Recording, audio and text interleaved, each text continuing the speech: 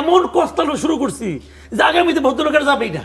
ভাই বিরাট ঝামেলা তো, এটা গেলেও ঝামেলা, না গেলেও ঝামেলা। আমি যে কারণে কোনো দলের কিন্তু নিষিদ্ধ হওয়াটা পছন্দ করি না। এই যে ঘটনাটা ঘটেছে, তারা যদি এটা দ্রুত একটা মানে আপনার বিবেচনায় নিয়ে একটা পদক্ষেপ নেয়, তাদের বিরুদ্ধে অ্যাকশন নেয়, তাহলে কিন্তু আমরা হ্যাপি।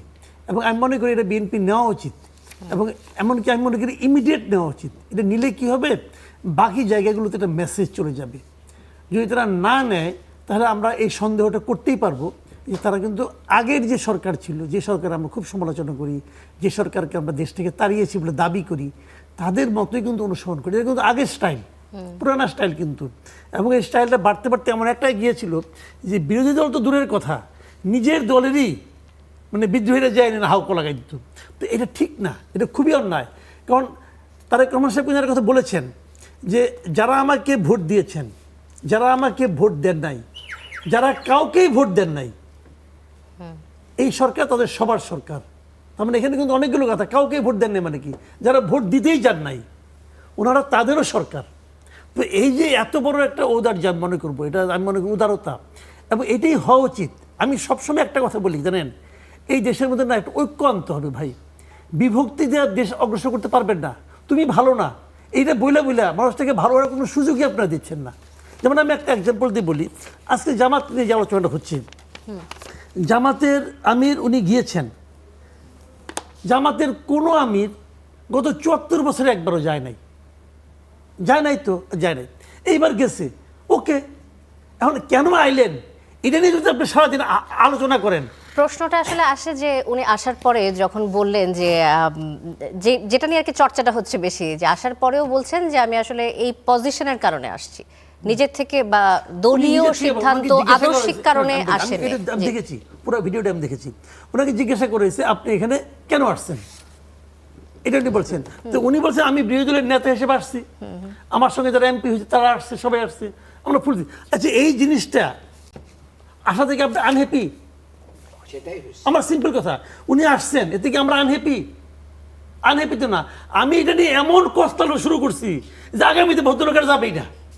ভাই বিরাট ঝামেলা তো, এটা গেলেও ঝামেলা, না গেলেও ঝামেলা। তো আমার কথা হলো কি, দেশটাকে তো এক জায়গায় আনবেন আপনারা, এই আনার কাজটা আমরা করি না কেন? ঠিক আছে ওনারা ৭৪ বছর আসেন, এখন তো আসছেন, সমস্যাটা কি আপনার? উনি আসলে আমার ওই জায়গাটাকে অপবিত্র হয়ে গেছে নাকি সম্মানিত হয়েছে? আমি সবসময় যে কথাটা বলি ভাই, দেশটাকে তো অগ্রসর করতে হবে। আপনি কীভাবে অগ্রসর করবেন? জামাত গেছে বিরোধী দলে, জামাতের মূল লক্ষ্যটা কি? সারাক্ষণ বিএনপিকে বিরোধিতা করা। এটা আমরা আগে কি শুনছি, একটা দল ক্ষমতায় যেতে পারে না। আপনি তো সবাইকে এক হতে বলছেন মাসুদ কামাল জি, আমি একটু আপনাকে ইন্টারাপ্ট করি। আপনি তো সবাইকে এক হতে বলছেন, ৭১ প্রশ্নে কি আসলে সবাই এক হয়েছে? এখনো চেষ্টা করতে দেন, হয় নাই, হতে পারবেন আগামী দিন। কিনা আজকে কি আপনার জীবনের শেষ দিন? আজকে কি দেশের শেষ দিন? শুরু করতে দেন, আপনার এই এনভায়রনমেন্টটা ক্রিয়েট করেন। আপনাদের এনভায়রনমেন্ট ক্রিয়েট করে দিব না আমরা। তুই কেন গেলি রে বেটা, বল এবার, এখন পরে আমরা ধরতে হবো। ভাই ভদ্রলোক গেছেন, তোকে তাকে আপনি অভিনন্দন জানান। তারা কেন গেলা বলো? স্মৃতিসৌধও যাবে। তো আমার কথা হলো কি, যাবে কি যাবে না সেটা আমার জানার দরকার নাই। আমি সবাইকে চাই, আমি আমাদের জাতীয় যে গুরুত্বপূর্ণ জায়গাগুলো সেখানে সবাই সম্মান সহকারে যাবে, আমি এই জিনিসটা চাই। এখন এই জন্য এখন গেল বলে আগে কেন গেল না, এখন কোন আইলা?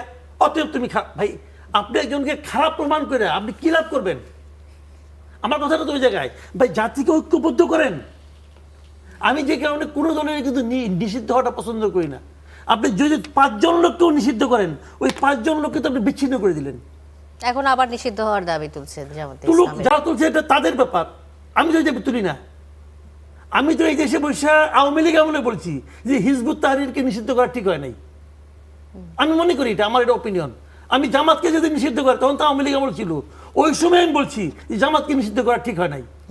আবার যেদিন আওয়ামী লীগের কার্যক্রম স্থগিত করছে, আমি ওটা এখনো বলি এ ঠিক হয় নাই। ডিসিশন জনগণকে নিতে দেন। আমরা আগেই মানে এগুলো নিয়ে, আমার কথা হলো কি ভাই, সবসময় মাথায় রাখবেন আলটিমেট গোলটা কি। আলটিমেট গোলটা হলো দেশটাকে সামনের দিকে অগ্রসর করা, এবং সেই গোল অর্জন তখনই হবে যখন জাতিকে আপনি ঐক্যবদ্ধ করতে পারবেন। আমরা তো জাতিকে ঐক্যবদ্ধ দেখতে চাই, সবাই চাই, সবারই প্রত্যাশা, কিন্তু আসলে রাজনৈতিক দলগুলোর যে অবস্থানের পরিবর্তন হয় তাতে কি আমরা ঐক্যবদ্ধ দেখি? তাদেরকে দেখি নাই, কিন্তু দেখবো না এটাকে আপনাকে কে বললো? দেখবো যে না, এটা আপনাকে কে বললো? আমি তো তারেক রহমানের কথা ঐক্যবদ্ধের একটা নমুনা দেখতে পাচ্ছি। দেখেন উনি কি বলেছেন, যারা আমাদেরকে ভোট দিয়েছেন, যারা দেন নাই, যারা কাউকেই ভোট দেন নাই, সবাই আমাদের এই সরকার সবার সরকার। যারা ভোট দিয়েছেন তাদের না, সবার। তার মানে কি বিএনপির সরকার, জামাতের সরকার, আর যারা ভোট দেন নাই তার মানে কোনো ইঙ্গিত করেছেন আওয়ামী লীগের কথা, আমরা তাদেরও সরকার। এটা এর চেয়ে বড় ঐক্যবদ্ধ আপনার ইঙ্গিত আর কোথায় খুঁজবেন? জি ভাই মাসুদ আমরা কামাল। দেখি না, আমরা চেষ্টা করে দেখি। আমার তো ভাই, আমি কিন্তু বিএনপি করি না, আমি জামাতও করি না, কিন্তু কিন্তু আমি এই দেশের একজন নাগরিক হিসেবে মনে করি এটা ছাড়া বিকল্প নাই। আপনারা নিজেরা নীতির মানে মতভেদ থাকবেই, কোনোদিনও জামাতের সঙ্গে আওয়ামী লীগের নীতি এক হবে না। দুই দল, এই দুই দল হয়েও তারা একসঙ্গে থাকবে। ঘরের মধ্যে ভাই ভাই ঝগড়া হয় না, ভাই ভাই মতবিরোধ থাকে না, থাকে।